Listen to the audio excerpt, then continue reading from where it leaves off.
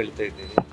ಇವತ್ತು ಅನ್ಯ ಮತಸ್ಥರು ಇವತ್ತು ನಮ್ಮ ಬಳ್ಳಾರಿಯಲ್ಲಿ ಒಂದು ಅನ್ಯ ಕೋಮಿಗೆ ಸಂಬಂಧಪಟ್ಟಿರುವಂಥ ಒಬ್ಬ, ನಾನು ನೇರವಾಗಿ ಹೇಳ್ಬೇಕಂದ್ರೆ ಒಬ್ಬ ಮುಸ್ಲಿಂ ಯುವಕ ಸಮೀರ್ ಅಂತ ಹೇಳಿ, ಇವತ್ತು ಅವನು ಒಂದು ಗೊಂದಲ ಸೃಷ್ಟಿ ಮಾಡಿರುವಂಥ ಒಂದು ವಿಚಾರ.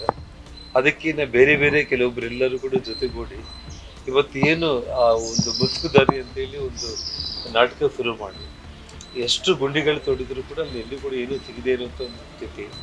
ಮತ್ತು ಆ ಬಾಹುಬಲಿ ಬಿಟ್ಟದ ತಪ್ಪಲಿಗೆ ಇವತ್ತು ಇವ್ರೇನು ಕೈ ಹಾಕಿದಾರಲ್ಲ, ಈ ಸರ್ಕಾರ 100ಕ್ಕೆ 100 ಆ ಧರ್ಮಸ್ಥಳ ಮಂಜುನಾಥನ ಒಂದು ಶಾಪದಿಂದ ಸರ್ವನಾಶ ಆಗೋದ್ರಲ್ಲಿ ಅನುಮಾನನೇ ಇಲ್ಲ. ಯಾಕಂತಂದ್ರೆ ಇಷ್ಟು ಕಣ್ಣಲ್ಲಿ ನೀರು ಬರುತ್ತೆ ಅಂತಂದ್ರೆ, ನಾವೆಲ್ಲರೂ ಕೂಡ ತಂದೆ ತಾಯಿಂದ್ರೆಲ್ಲರೂ ಕೂಡ ಚಿಕ್ಕ ಮಕ್ಕಳಿದ್ದಾಗಲಿಂದ ಕೂಡ ನಾವೆಲ್ಲರೂ ಕೂಡ ನಾವು ಒಂದು ದೈವ, ಒಂದು ಧರ್ಮ ಮತ್ತು ಒಂದು ಮಾತು.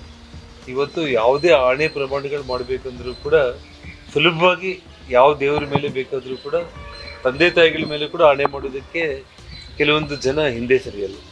ಆದರೆ ಇವತ್ತು ಆ ಧರ್ಮಸ್ಥಳ ಮಂಜುನಾಥನ ಮೇಲೆ ಆಣೆ ಇಡಬೇಕು ಅಂತಂದರೆ ಹಿಂದೆ ಇಟ್ಟಾಗ್ತಾರೆ. ಅಂದರೆ ಆ ಸತ್ಯ ಧರ್ಮ ಅಲ್ಲಿ ಇರೋ ಕಾರಣನೇ ಇವತ್ತು ಆ ಒಂದು ಅಪಾರ ನಂಬಿಕೆ ಭಗವಂತನ ಮೇಲೆ ಇರೋ ಕಾರಣ ಒಂದು ಹಿಂದೂ ಧರ್ಮಕ್ಕೆ ಸಂಬಂಧಪಟ್ಟ ದೇವಾಲಯಗಳ ಮೇಲೆ ಒಂದು ಗೂಬೆ ಕೂರಿಸಿ ಒಂದು ಅಪಪ್ರಚಾರ ಮಾಡಬೇಕು ಅಂತೇಳಿ ಯಾವ ರೀತಿ ತಿರುಪತಿ ಅಥವಾ ಶಬರಿಮಲೆಯಿಂದ ಹಿಡಿದು ಇವತ್ತು ಧರ್ಮಸ್ಥಳಕ್ಕೆ ಕೈ ಹಾಕಿದ್ದಾರೆ. ಅವರೆಲ್ರಿಗೂ ಕೂಡ ಧರ್ಮಸ್ಥಳ ಮಂಜುನಾಥನ ಶಾಪ ತಟ್ಟುತ್ತೆ.